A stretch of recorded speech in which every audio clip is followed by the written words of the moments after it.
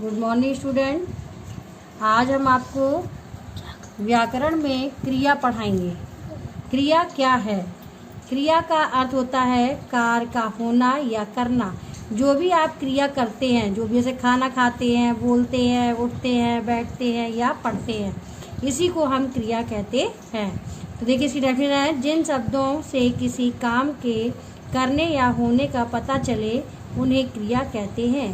क्रिया के दो भेद हैं, एक होता है प्रयोग के आधार पर और दूसरा होता है रचना के आधार पर। तो क्रिया के दो वाक्य हैं, एक तो क्रिया का क्या है, एक तो है प्रयोग के आधार पर और दूसरा है रचना के आधार पर। अब रचना के आधार पर क्रिया के 6 भेद होते हैं।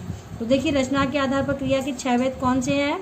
सामान्य क्रिया, संयुक्त क्रिया, प्रेरणार्थक क्रिया, नाम धातु क्रिया, पूर्वकालिक क्रिया और अनुकरणात्मक क्रिया। तो सबसे पहले हमारा रचना के आधार पर सामान्य क्रिया है, तो हम आपको रचना के आधार पर सामान्य क्रिया के बारे में बताएंगे। सामान्य क्रिया जब वाक्य में एक ही क्रिया रूप का प्रयोग किया जाता है तो उसे सामान्य क्रिया कहते हैं। तो देखिए फिर से, जब वाक्य में एक ही क्रिया रूप का प्रयोग किया जाता है तो उसे सामान्य क्रिया कहते हैं। जैसे उदाहरण के लिए इसमें दिया गया है, पिताजी फल खरीद कर लाए।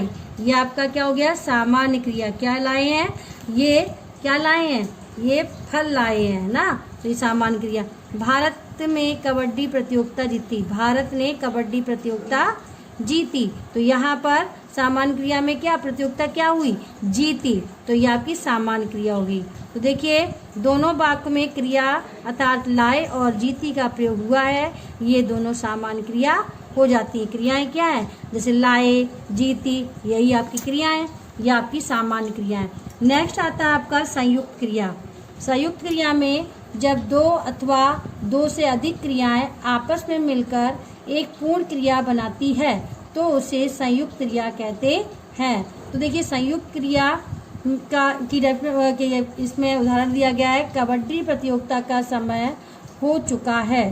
तो इसमें क्या है? संयुक्त में क्रिया में जहाँ पर चुका चुकी शब्द आते हैं तो वहाँ पर संयुक्त क्रिया हो जाती है। तो क्या है? कबड्डी प्रतियोगिता का समय हो चुका है। तो यहाँ पर चुका शब्द जो है वो संयुक्त क्रिया में आपका आता है। सुमन सांप को देखकर चिल्ला उठी, सुमन सांप को देखकर चिल्ला उठी।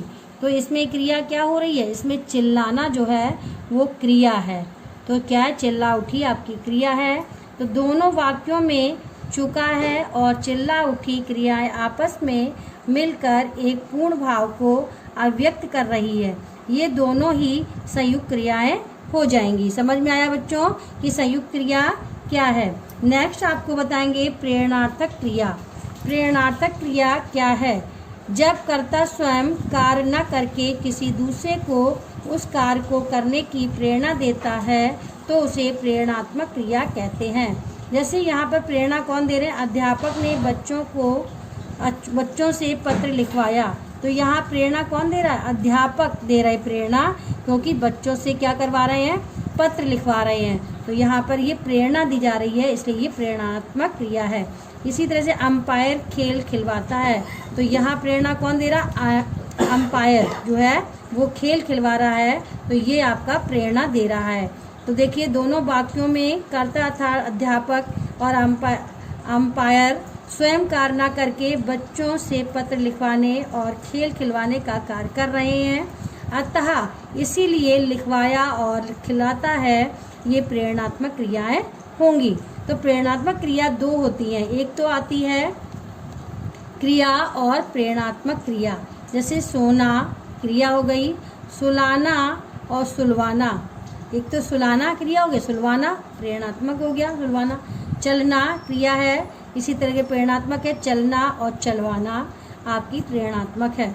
बोलना, बोलना का क्रिया का क्या हो गया? बुलाना, ये प्रेरणात्मक है। और बुलाना है और उसे फिर बुलवाना है, ये प्रेरणात्मक, क्योंकि मैंने क्या दिया है? मैंने प्रेरणा दी है।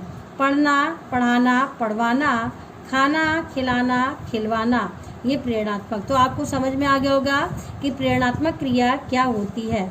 नेक्स्ट आपकी आती है नाम धातु क्रिया। नाम धातु क्रिया जो क्रियाएं संज्ञा, सर्वनाम, विशेषण आदि शब्दों से बनती हैं उन्हें नाम धातु क्रिया कहते हैं। जैसे खिलाड़ी एम्पायर से बतिया रहा है, तो यहाँ पर क्रिया क्या है? खिलाड़ी। खिलाड़ी क्या है? क्योंकि ये संज्ञा है और एम्पायर से बतिया रहा है, तो ये आपका क्या हो गया? ये क्रिया हो गई और सर्वनाम आपका खिलाड़ी हो गया। इसी तरह विरोधी खिलाड़ी ने रोहन को धकिया दिया, तो यहाँ पर क्या है? विरोधी। विरोधी आपका जो है वो कौन है? धकिया। धकिया देना। धकिया देना क्या है आपका? इसमें नाम धातु क्रिया में बदल जाएगा। दोनों वाक्य में प्रयुक्त क्रियाएं बतियाना और धकियाना क्रम बात और धक्का से बनी हुई है, ये नाम धातु क्रियाएं होंगी। अब यहाँ पर नाम धातु क्रियाएं के कुछ यहाँ पर रूप दिए गए हैं, जैसे व्याकरणिक रूप, शब्द और नाम धातु। व्याकरणिक जो रूप है वो संज्ञा है, सर्वनाम है और विशेषण है। शब्द में बात, अपना या लालच। तो देखिए संज्ञा शब्द बात का नाम धातु क्रिया हो गया बतियाना। सर्वनाम का अपना शब्द जो है उसका हो अपनाना। विशेषण है लालच, इसका है ललचाना। तो ये आपकी क्या हो गई थी? नाम धातु क्रिया। अब आपकी आती है पूर्वकालिक क्रिया। पूर्वकालिक क्रिया मुख्य क्रिया से पहले प्रयुक्त होने वाली क्रिया को पूर्वकालिक क्रिया कहते हैं। जैसे माधव ने गेंद को छोड़कर पकड़ लिया। माधव ने गेंद को दौड़कर पकड़ लिया। तो देखिए यहाँ पर पकड़ लिया क्या हुआ? पकड़ लिया शब्द जो है वो आपका पूर्वकालिक हो गया। इसी तरह प्रभात कहानी लिखकर खेलने जाएगा, तो खेलने जाएगा पूर्वकालिक क्रिया आपकी है, खेलने जाएगा। तो यहाँ दोनों वाक्य में क्रिया पकड़ लिया और खेलने जाएगा से पहले क्रमशः दौड़कर अथवा लिखकर क्रियाएं प्रयुक्त की गई हैं, अतः ये दोनों पूर्वकालिक क्रियाएं होंगी। तो आपको समझ में आएगा पूर्वकालिक क्रिया क्या है। इसी तरह से एक और बस्ती आपकी अनुकरणात्मक क्रिया। अनुकरणात्मक क्रिया जो है वो किसी ध्वनि के अनुकरण पर बनाए जाने वाले शब्दों को अनुकरणात्मक क्रिया कहते हैं। जैसे उदाहरण में दिया है यहाँ पे, वहाँ मक्खियाँ भिनभिना रही हैं, तो यहाँ पर क्रिया अनुकरण में क्या हो रहा है? भिन भिनाना। भिन भिनाना जो है वो क्या है? मक्खियाँ क्या कर रही हैं? भिन भिना रही हैं, तो ये आपकी अनुकरणात्मक क्रिया हो जाएगी। इसी तरह से उसने मेरे घर का दरवाज़ा खटखटाया, तो दरवाज़ा क्या किया? उसने खटखटाया। जब दरवाज़ा खटखटाया तो हमारी क्रिया क्या हो रही है? खटखटाना हो रही है, आवाज़ करना हो रही है। तो दोनों वाक्यों में भिन भिनाना और खटखटाना क्रियाएं क्रमशः भिन भिन और खटखट से बनी हुई हैं, अतः ये कर्णात्मक क्रियाएं होती हैं। तो यहाँ पर देखिए कर्णात्मक क्रिया का जो रूप दिए गए हैं, सबसे पहले है ध्वनि करना। तो ध्वनि जो होती है वही अनुकरणात्मक क्रिया से बनती है। टन टन से होता है टनटनाना, ध्वनि है टन और अनुकरणात्मक क्रिया बन जाएगी टनटनाना। इसी तरह भिन भिन भिन भिनाना, अनुकरणात्मक क्या बन जाएगा?